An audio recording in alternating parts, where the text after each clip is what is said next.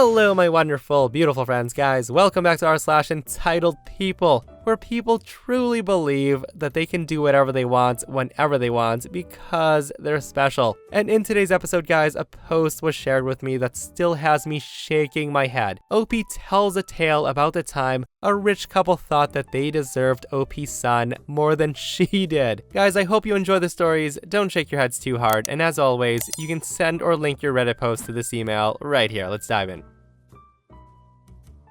So this happened years ago. My younger sister and I have always been pretty close, despite the fact that she's entitled and spoiled rotten. Growing up, she was always treated better than me and basically got anything she wanted. Nobody in my family really said anything to her. If she doesn't get her way, she'll pout, she'll sulk, she'll cry, or she'll whine until whoever caves. My sister came over to visit me 1 or 2 times a week. We made lunch together and we chatted about life. I gave her a house key for emergencies, which will be relevant later. Besides my entitled sister coming over to visit, I didn't have much of a social life. So one month, I decided that I would like a companion to keep me company during the day. I decided I really wanted a cat. I spent a few days researching the proper way to care for a cat, like vet care, the best food, grooming, dealing with different temperaments, etc. I also bought everything I needed to care for this cat, like food, automatic water bowl, a bunch of toys, catnip, cat bed, cat tree, and a few other things. Once I was ready, I started looking for cats to adopt. I decided that I wanted a cat, not a kitten. It was the second shelter I went to that I found Freya. I saw this pure white kitty from a distance, and when I went over to her enclosure, she immediately started rubbing on the glass and softly meowing. A staff member opened her enclosure so I could pet her. She rubbed all over me and purred so loud she vibrated. She even licked my hand several times. I was absolutely in love. Freya's the best cat ever. She's like my child. Now, the thing is, my entitled sister also fell in love with Freya almost immediately. She constantly said how much she wished Freya was hers. She told me how good she would treat her and how she would make her a service animal. Now, I just brushed these comments off until one day, my entitled sister said that she deserved to take Freya because she was getting a divorce and she needed company. Neither of us have kids. Hearing her say that, I was completely caught off guard. I told her I would never give up my cat. She's basically my child. I thought that would be the end of it, and I was so wrong. About 5 weeks after the conversation, I come home from work at about 5 p.m. That's when I immediately noticed that Freya didn't meet me at the door. She always meets me at the door. I started to call her, but she didn't come. I tried shaking her can of treats, but that didn't work either. By this point, I'm frantically searching every inch of my house. Absolutely no sign of Freya. She wasn't in my house. My heart then sank to my stomach when I realized that I might have accidentally let her out when I left for work that morning. Freya is strictly an indoor cat, and I felt so guilty and worried about Freya. I put up missing pet ads in the local pet groups and put up flyers everywhere. I also knocked on the door of everyone on my block and asked about Freya and if they could keep an eye out for her. I was a mess without my beautiful sweet cat. I cried so much my face was puffy and I could barely eat or sleep. One day, about a week after Freya went missing, I was talking to a mutual friend of my sister's. At one point, she casually says, "Oh, have you seen your sister's new cat? She's so pretty, and she has this beautiful white fur." That's when my heart skipped a few beats, and I asked her if she happened to know if the cat had a collar. She then said yes, it had a red collar, and that's when I knew it was my Freya. I could feel it in my gut. So I hang up the phone and immediately call my sister, and I began yelling the second she answered. I screamed at her, "You effing bee, you stole my cat. How could you? How dare you? You had no right to take my cat. How could you do this to me?" Her voice was dripping with attitude when she replied, "I told you I deserve to have Freya more than you. I'm going through a divorce. She's meant to be my cat. Don't worry, I'll take good care of her." My face then went red and anger coursed through me, and I told her, "No, you will give me my cat right now or I'll absolutely call the police and press charges for theft and for breaking and entering." I picked up Freya 30 minutes later. I went very low contact with my sister after that. She no longer comes over for visits and we don't talk or text. We only see each other on major holidays. Freya is still a part of my life and I'm so grateful for her. I still can't believe my sister felt entitled towards my cat and that she had the nerve to steal her. Some people just blow my mind. See guys, this is why sometimes even family members shouldn't have keys to your house, because a lot of the times, family members are some of the most entitled people ever because, you know, family. And listen guys, if not the police, the least OP could have done was to give her sister a nice friendly sister smackdown for breaking into her home and stealing her cat.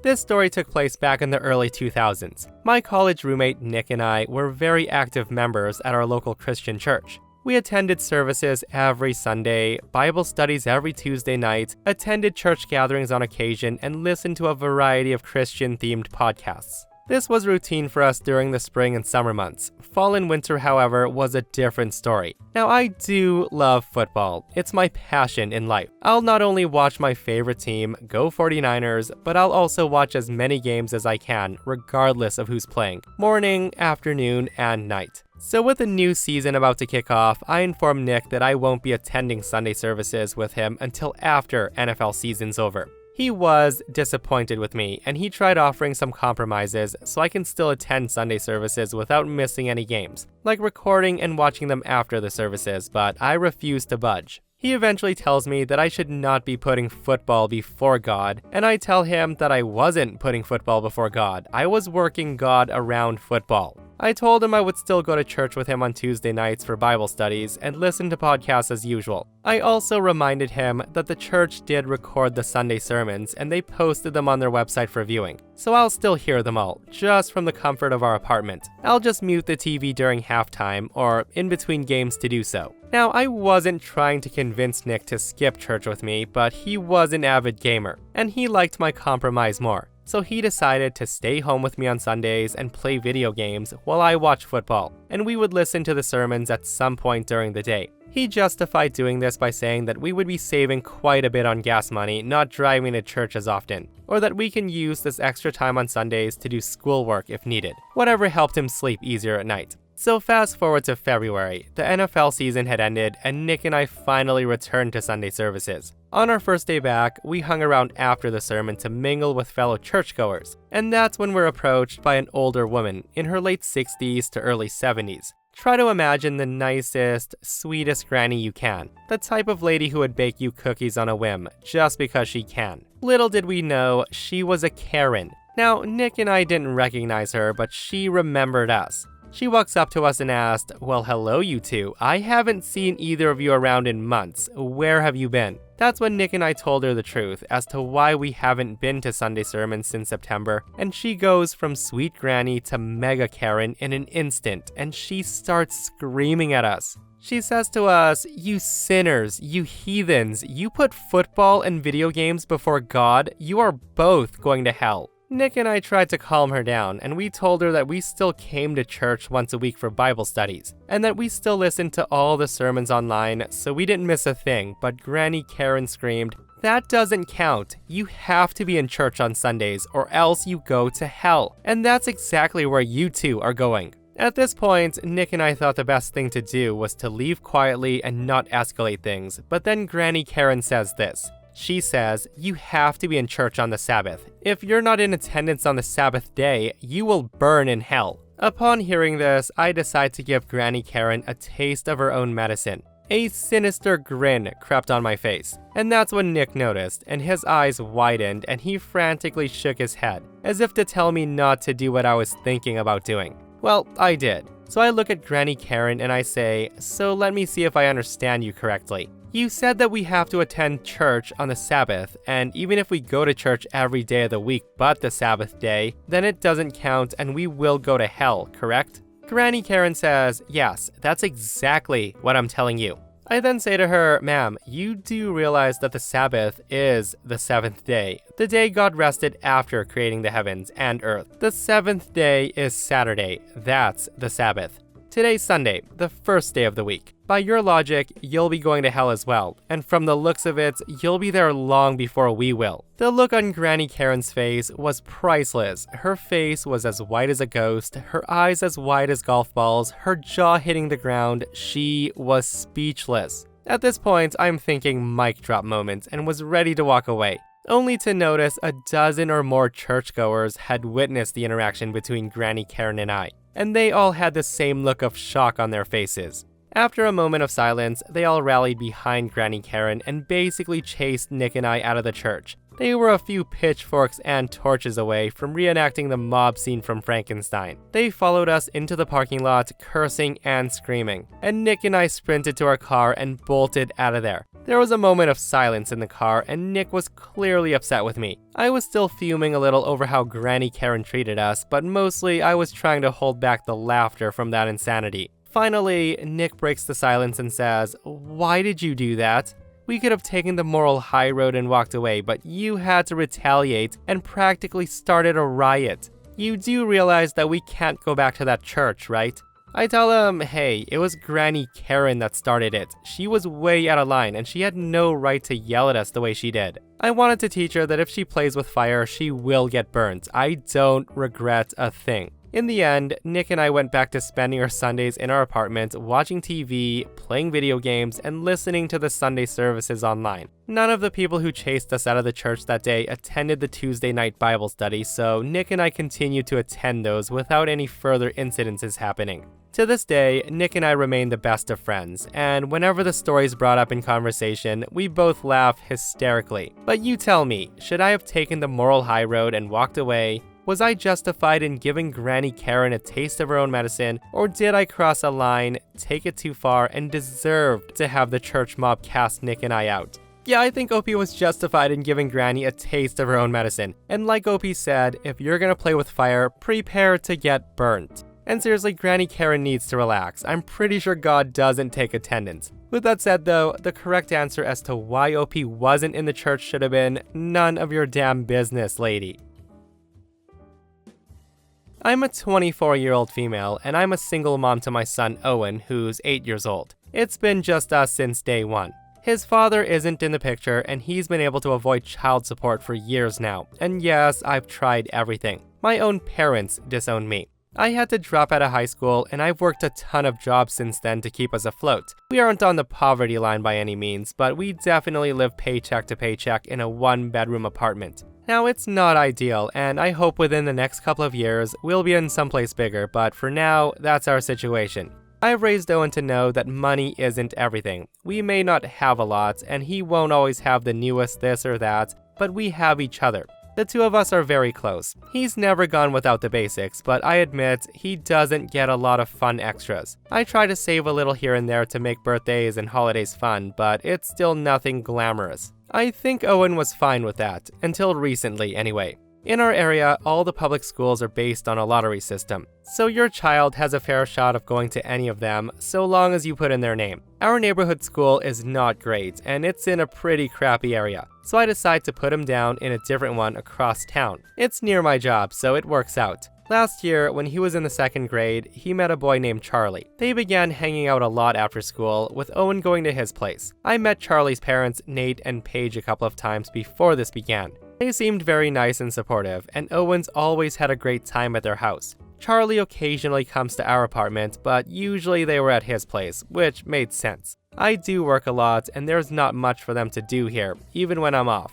Summer breaks are easy to find care, as there's several free or low-cost camps that I can put Owen in. It's the shorter breaks such as Christmas and spring that's harder. Space is limited, and spring break of 2022, I managed to miss registration.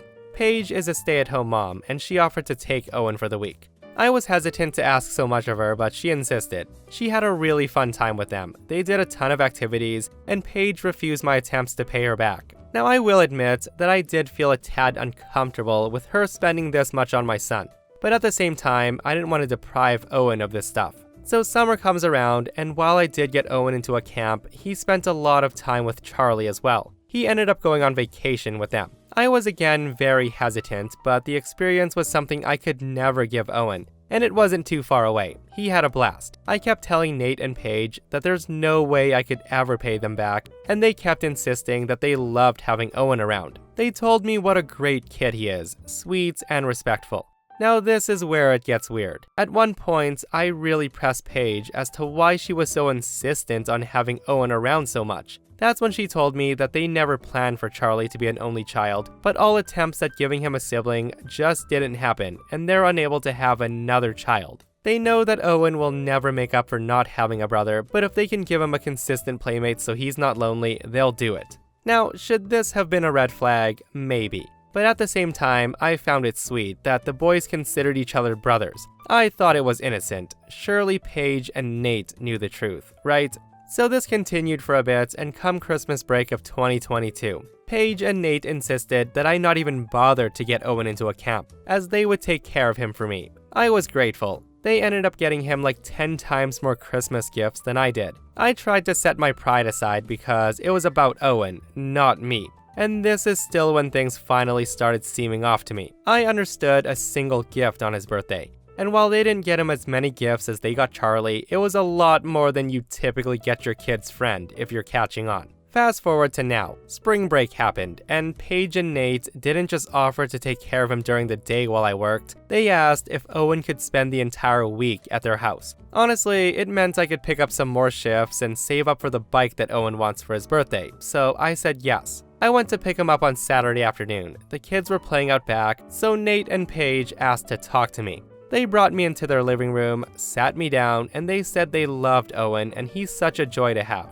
I thanked them profusely for all they'd done for him, and that's when Paige suggested that Owen stay a little bit longer. I then pointed out that Easter was Sunday, plus school starts on Monday. They then said that they could take him to school. I felt weird and said no, it was time for Owen to come home. And then they dropped the truth on me. That's when Nate suggested that Owen stay with them long term. Hearing him say that, my heart was racing. I stammered, and Nate went on saying that I could still see Owen, but they would just take care of him full time. I thought they were joking, so I said, like, what, you'd be his guardians or something? It's at that point they got really quiet, and the reality rushed over me. They both said yes. I then pointed out that this wasn't a movie, and they can't just get custody. They then started spouting some legal stuff about how I could assign them as guardians and they would help make this transition smooth. And in my mind, all I'm thinking is, are they trying to kidnap my son from me through a legal process?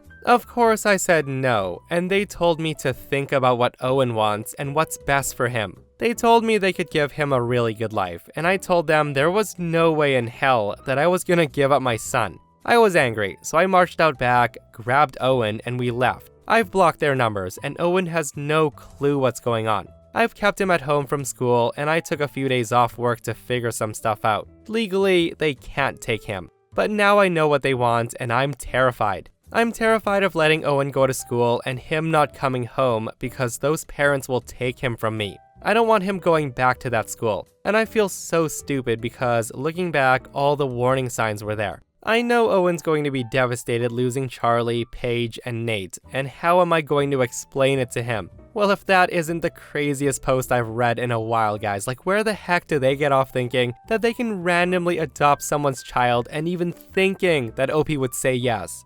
All because they think they know what's best for OP's child because they have money and they're rich. Like yeah, OP mentioned many times that she can't afford to give Owen the lifestyle that Charlie has, but she does her best to give him a safe home, transferred him to a good school to make sure his needs are being met, and does her best, and to me, that's a damn good caring mother. Guys, it is actually disturbing that the couple thought they were entitled to Owen, all because they can buy him things, take him on vacation, and supposedly give him a better life than OP ever can. Guys, I'm telling you right now, money makes crazy people extra crazy. Guys, let me know what you think. If you were in OP's shoes, what are you doing?